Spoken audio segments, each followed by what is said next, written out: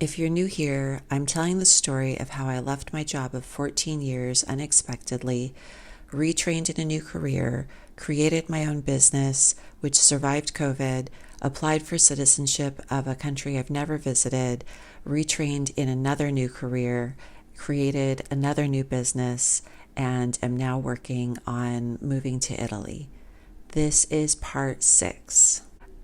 People call you and try to sell you things, and like they can turn your business around and whatever.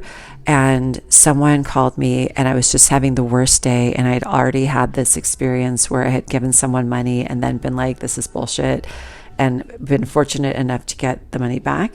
So someone calls me and they're trying to sell me something again, marketing or something, and I'm like, listen, I don't have any money to spend on this. I am really in a bad position and I don't know what to do anymore. So if you have some advice, like maybe I would work with you in the future if you can give me some advice that will allow me to make enough money that I could actually afford to pay you in the future. And he said, okay, make sure that every single client checks in on Yelp. And I was like, done. And I did do that, and it was miraculous. Not that overnight I was completely slammed, but overnight I was doing much, much better.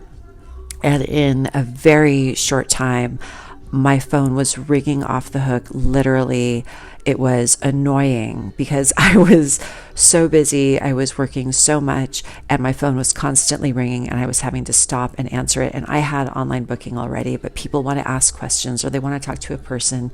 And I understand that. But it was actually really overwhelming and frustrating that even now that things were going so well, I was super annoyed all the time and super exhausted. This is when I finally decided that I had to quit the pet sitting and dog walking because I was so busy that there were even times that I couldn't accept clients, which was a brand new problem for me.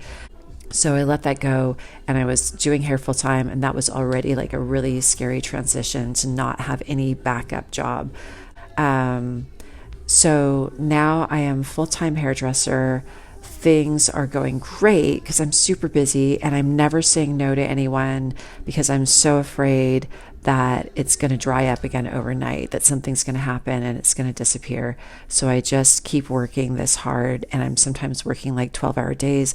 I'm working outside of business hours. I'm working outside of the hours that the building that my studio is in actually allows me to work in the building.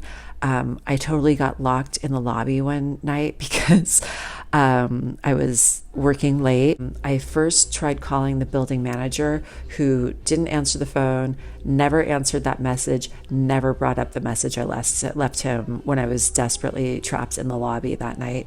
I got really lucky. A restaurant had opened next door and it was part of the same building. So I left the lobby. I went next door to the restaurant. I told the guy, who didn't know me at all, but I told him, I was like, listen, I have a studio next door and I was working a little bit late, and I went down to the lobby and I got stuck and I can't get back upstairs to get my keys so I can get my car and get into my apartment when I get home. And I was like, please tell me that you know a way that I can get through there. And he was like, I'm not supposed to do this, and took me upstairs and moved a couch that was in front of a door that he wasn't even supposed to like have a key to or something, or that was never supposed to be unlocked. And he let me in, and it let me into, I think it was my own floor, and maybe I had known and that was why. But thank God for him. He's the best. And that's how hard I was working. At the same time that this is happening, two things happened. Two conversations happened. One conversation was that the woman that I was subletting from, who has been so fantastic and supportive, she stopped by one evening with an assistant that works in her salon. And they were kind of just hanging out, chatting, and it wasn't like unheard of for her to drop by, but I didn't really understand the conversation that they were having. It seemed as if they were talking about that assistant possibly coming and working in the studio that I was subletting from her. And that already, I was like, well, I'm not hiring anyone. I'm not hiring an assistant. So she's not working for me, but I am running my business here. And even though this woman does come by sometimes and use the space, I understand that to some extent I am sharing the space with her. She has allowed me to put my business name on the door. My business name is on the directory in the lobby. Like, this is my business, and she's coming in and using a chair sometimes because ultimately it is her space. But, it's fine. So they're having this conversation that's making it sound like this woman, this young lady, is going to come and work with me. And I'm like, that's not what I am paying rent for, honestly. It's one thing to have her stopping by, but I'm not hiring anyone, and I'm not sharing the space. I'm not paying the rent so that someone else can also come and work. And if she were to come and work here, where are her clients coming from? Does she think that my business is going to generate clients for this person as well? Because I am just doing good right now, and I'm just catching up. And I have paid her back all of her rent. That was my first priority. So it's not like, and I just am like kind of confused by the conversation, and I don't love it. And, but I let it go. And because I don't really know exactly what to say. And it's not a conversation they're having with me directly. No one is saying, hey, would you mind? So that's the first conversation that's making me feel a little bit like this arrangement is expiring.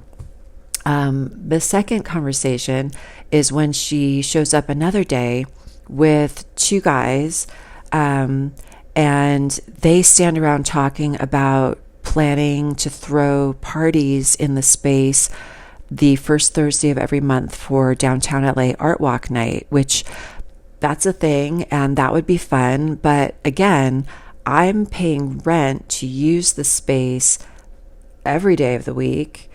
And you can't just say, oh, except for this one day, we've decided that we're going to use it for something else. And I can't be doing hair in this little studio if they're having a party in the studio. That's not comfortable for my clients. That's not comfortable for me. It's not good. I don't like it.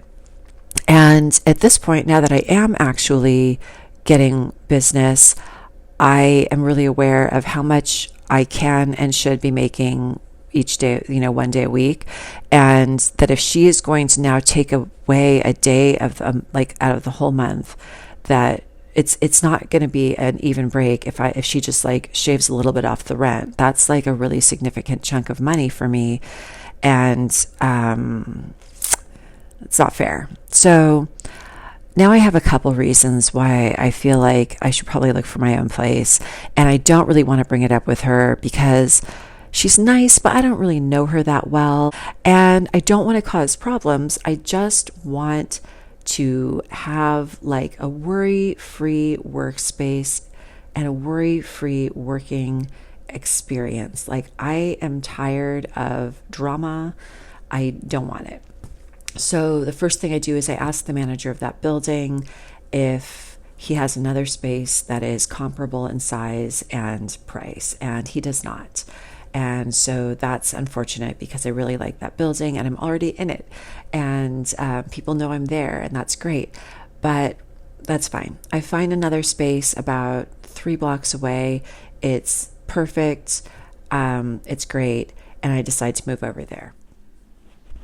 Thanks for watching. Please subscribe so that you'll see when the next part of the story drops. Like the video and share. Thank you.